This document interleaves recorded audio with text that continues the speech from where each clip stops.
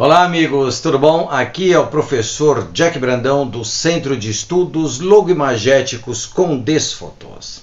Bom, hoje eu quero tratar aqui com vocês a respeito de uma matéria que saiu na Deutsche Welle, que é a televisão alemã aqui do Brasil, falando exatamente sobre a questão dos parques infantis. Normalmente esses parques que existem em praças públicas ou muitas vezes em colégios de educação infantil, em escolas de educação infantil.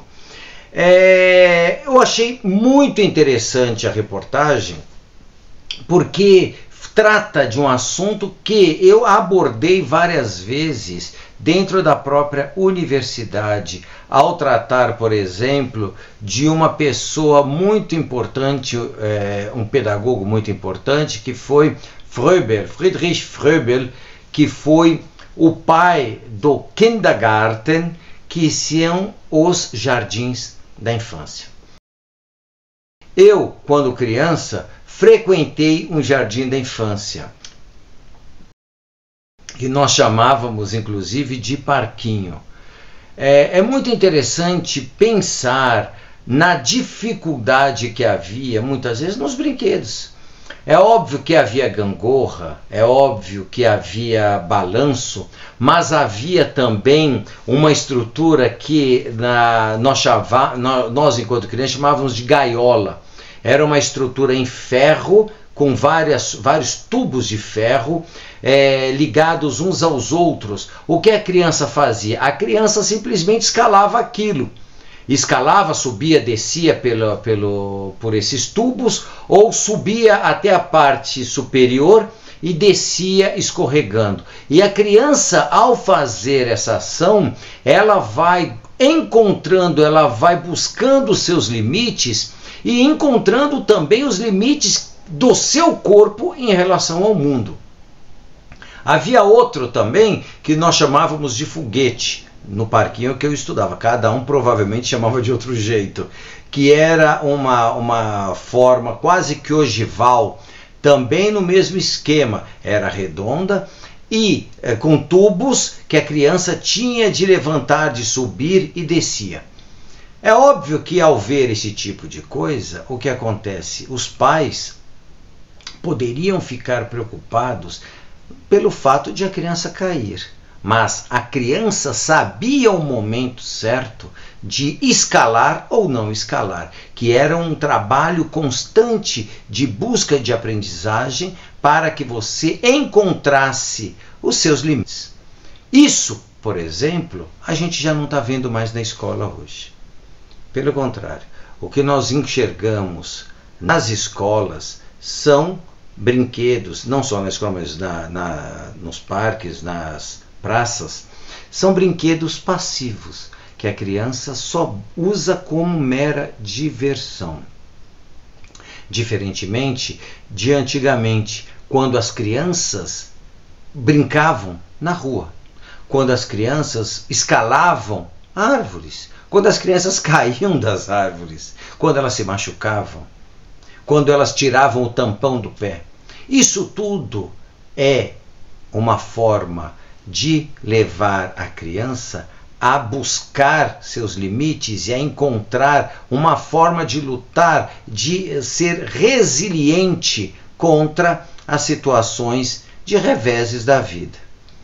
Nós estamos vendo de um tempo para cá que as novas gerações elas estão tendo muitas dificuldades tanto no campo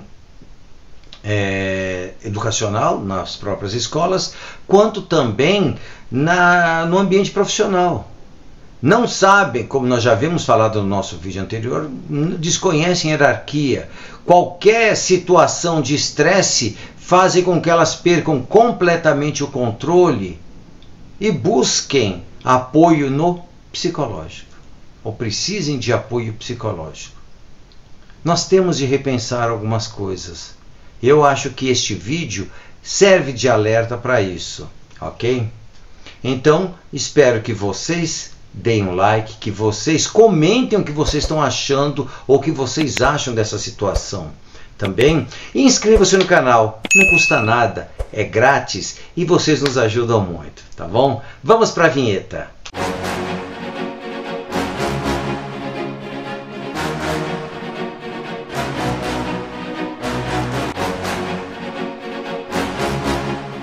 Os parquinhos infantis, mais do que simples espaço de lazer, desempenham um papel fundamental na construção de habilidades motoras, sociais e cognitivas para as crianças, além de estimularem a independência delas desde cedo. Em uma comparação entre os parquinhos do Brasil e da Alemanha, é possível observar como o design desses espaços reflete filosofias educacionais e culturais bem diferentes, influenciando diretamente o modo como as crianças interagem e crescem e se adequam à estrutura social vigente. Vamos ver primeiramente o conceito de Kindergarten, ou Jardim da Infância, que surge na Alemanha no século XIX com o educador Friedrich Fröbel.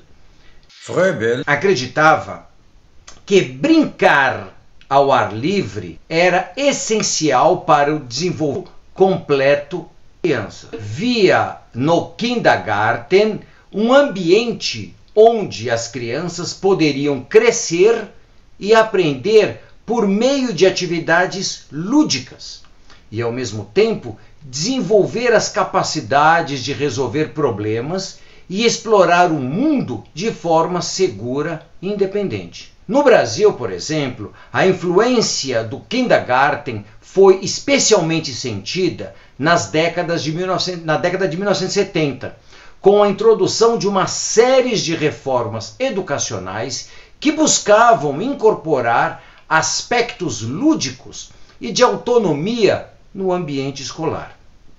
Eu mesmo estudei num Kindergarten, é muito importante eu pensar isso. No entanto, essa filosofia não se reflete de forma plena hoje nos parquinhos brasileiros. Em geral, os brinquedos encontrados nesses parques infantis brasileiros são passivos e limitados, como balanços, escorregadores e gangorras. Embora esses equipamentos tragam diversão, eles exigem pouca participação ativa das crianças e restringem a exploração do meio. Na maioria das vezes, o design desses brinquedos não oferece o mesmo grau de complexidade e os desafios encontrados, por exemplo, nos parquinhos alemães, onde o ambiente é projetado para incentivar a independência e o desenvolvimento de habilidades sociais e motoras. Nos parquinhos alemães, por exemplo, é comum nós encontrarmos estruturas mais desafiadoras, como redes para escalar, pontes com cordas, trilhas de troncos e áreas com areia, onde as crianças podem escavar e construir os seus próprios castelos e o seu próprio mundo. Esses ambientes são projetados para que eles tomem decisões e avaliem riscos com segurança, estimulando-as para que desenvolvam uma maior confiança e autonomia. Neste contexto, a criança não é apenas um participante passivo, mas uma exploradora ativa, o que ensina a solucionar problemas e a lidar com obstáculos desde cedo. Enquanto, sob supervisão adulta, as crianças são incentivadas a testar limites em um ambiente controlado. Isso colabora para que elas ganhem confiança nas próprias habilidades e aprendam a enfrentar situações novas e desafiadoras. Essas diferenças no design desses parquinhos também revelam uma distinção nas abordagens educativas de cada país. Então, dessa maneira, na Alemanha, por exemplo, há uma priorização da formação de crianças independentes e capazes de tomar decisões por si próprias, enquanto no Brasil o espaço ainda é mais limitado à brincadeira convencional.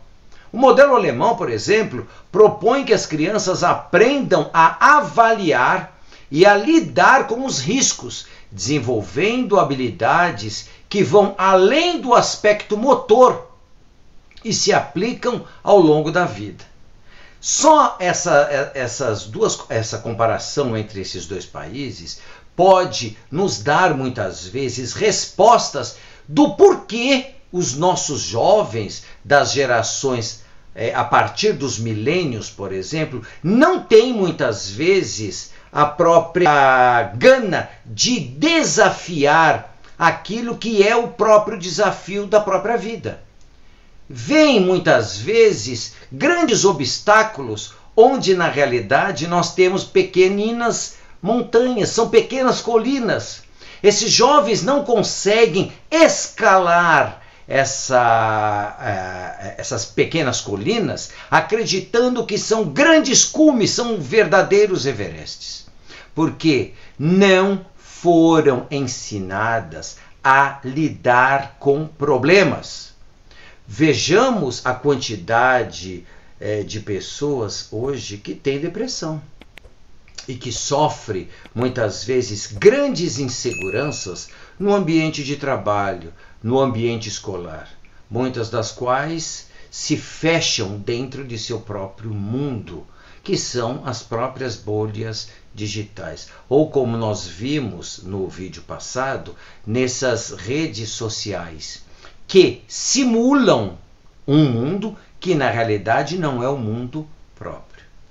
Nós temos de pensar e nós temos de perceber como o paramundo, ou seja, um mundo fictício, um mundo que não é real, um mundo que não é factual, ou seja, um mundo que não é calcado nos fatos, passa a dominar a nossa sociedade, tendo consequências gravíssimas para ela própria. A sociedade vai sofrer com excesso dessas crianças que não têm condição de tomar partido.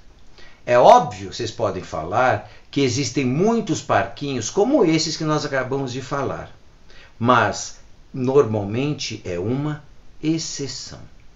Os pais, nós pais, muitas vezes, temos muito medo que nossos filhos se machuquem. Só que nós esquecemos que o ferimento, muitas vezes, faz parte da aprendizagem. A criança, ao cair de um brinquedo desse, não só se machuca, mas ela vai aprender os limites de seu corpo, os limites de suas capacidades cognitivas para enfrentar desafios. Assim, quando um pai, uma mãe, eles não permitem com que os filhos se machuquem, não permitem com que os filhos toquem na terra, não permitem com que os filhos andem descalço, simplesmente esses pais estão podando o desenvolvimento cognitivo de seus filhos. Não à toa no Brasil, grande parte das crianças continua na casa dos pais até os 40 anos. Isso é algo absurdo. Nos padrões europeus, por exemplo, como o modo da Alemanha, como eu havia dito a Alemanha. A mesma coisa, por exemplo, nos Estados Unidos. O jovem, ao chegar aos 18 anos, o que acontece? Ele vai para uma universidade e ele sai de casa. Então nós, muitas vezes, estamos fazendo que nem aquelas crianças que, ao olhar uma borboleta no final da metamorfose, quando ela está saindo de seu casulo e está começando a abrir as suas asas, para ajudar a borboleta, o que muitas crianças fazem? Tiram a borboleta do casulo. Paralítica. Ela não vai conseguir se desenvolver. Nós, muitas vezes, estamos criando nossos filhos dessa maneira. Não estamos deixando com que eles floresçam, com que eles desenvolvam a plenitude de suas capacidades. E estamos tornando uma geração, muitas vezes, de pessoas fracassadas, de pessoas que não têm visão de futuro, que não conseguem enxergar seus próprios limites e que muitas vezes veem dor onde não há dor, que veem o Everest onde não passa de uma simples colina. A partir desses pontos, é possível então refletir sobre como o Brasil poderia se beneficiar de uma abordagem que estimulasse mais a independência e a autonomia infantil em seus parquinhos. Repensar o design desses espaços de brincadeira pode ser um passo importante para promover um desenvolvimento integral e uma educação que valorize não apenas o aprendizado, mas também a formação integral da criança, que se tornará mais confiante e preparada para enfrentar desafios. Afinal, um espaço como esse não deve ser apenas um espaço de lazer, mas um de aprendizado que contribui para a construção de adultos mais seguros e resilientes. Bom, pessoal, espero que todos tenham aproveitado um pouco esse vídeo. São informações extremamente válidas, são informações que valem muito a pena nós pararmos para refletirmos o que está acontecendo com a nossa juventude, o que faz com que os jovens do passado, olha lá, não querendo dizer que o passado era melhor, não é isso, mas querendo dizer que os jovens, por que eles eram mais preparados ou não eram mais preparados para enfrentar os desafios do dia a dia. Então são reflexões que valem muito a pena nós pararmos para pensar, tá bom? Para que nós possamos sair desse paramundo, desse mundo idealizado e desse mundo irreal, que muitas pessoas veem como a plena realidade, apesar de ser uma mera ficção, tá bom? Espero mais uma vez que vocês curtam, que vocês se inscrevam, passem para os seus amigos e que escrevam os seus comentários. Até a próxima, pessoal. Tchau, tchau!